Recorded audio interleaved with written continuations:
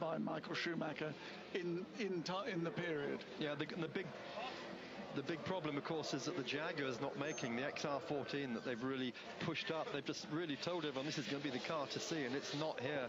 So Di Grassi being called to race control, I think he'll be in for a wigging there, because that, at the end of the day, Sam Hancock was largely Luca's fault, wasn't it, wandering across the track. I know he had to get to the pit lane, but...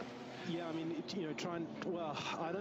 I actually think he was moving the other way. Maybe he had already committed to the middle of the road in gradually trying to move across to the pit lane entry, and then it looked to me like he saw, I was going to say in his mirrors, but he will have been using his onboard video screen, I think, which has a camera pointing out the back of the car. Yeah, look, he moves left away from the pit lane entry, trying to create space for the LMP2 car, the Morgan that came rushing out of the Porsche cars behind him.